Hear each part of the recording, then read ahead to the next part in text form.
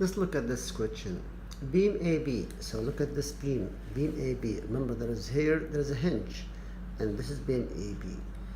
Has a negligible mass. There is no mass, and thickness and support the 200 kilogram uniform block. So this is a 200 kilogram uniform block. It's pinned at 8. So there is a pin here. There is AX and AY, and rest on the top of a post. So there's a post here.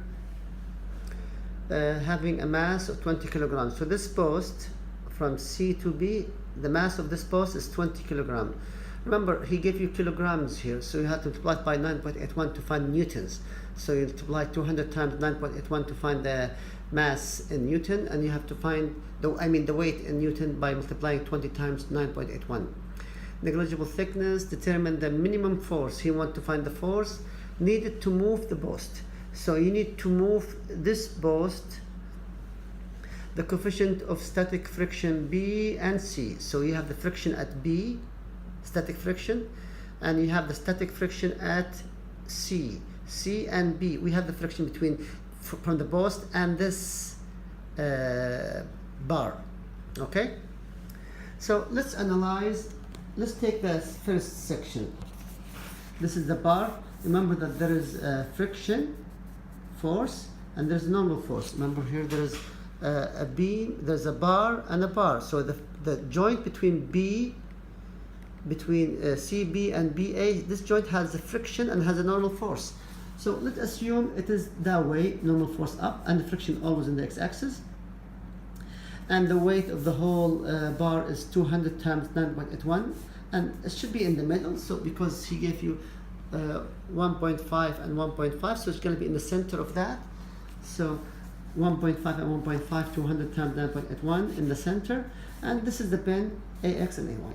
So the best here, since we are dealing with the right side, we should take the summation moment at A to cancel out AX and AY. This will give you a negative minus 209.81 times 1.5. And this one, of course, the x-axis is going to be in the same line of action, so this is going to be cancelled.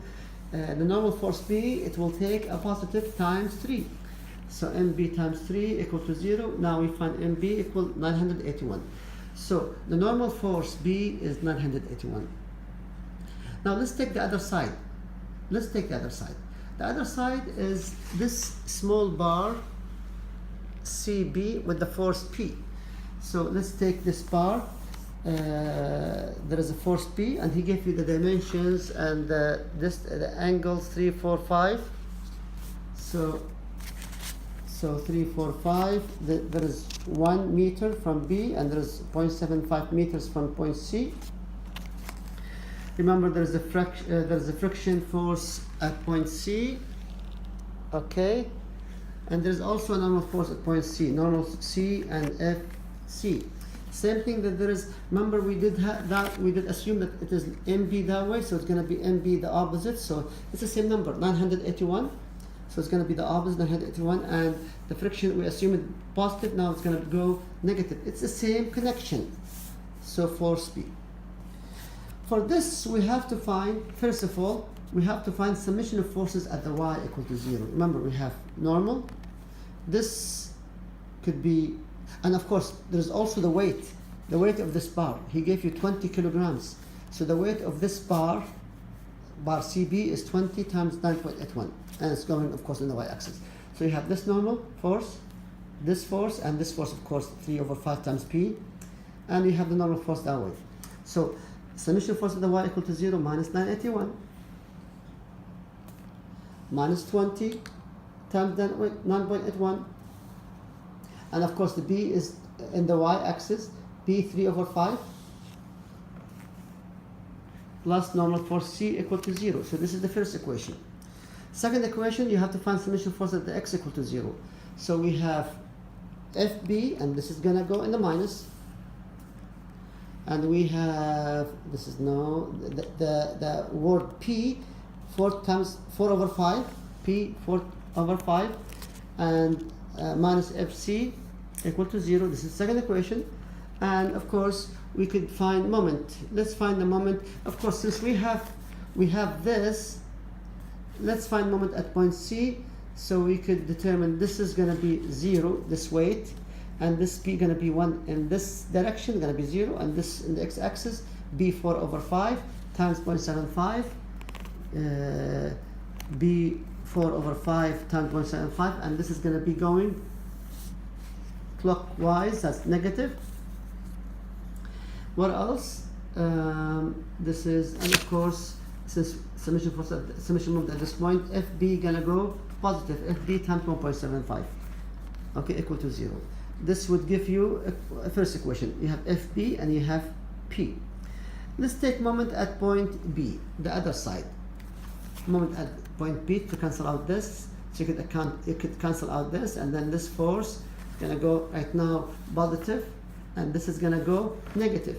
So you do it like that, equal to 0. And since he gives you the friction force of point C, and of course he gives you the friction force of point B. Let's look at C first. Let's look at C. Fc is equal to what? Normal force times the friction.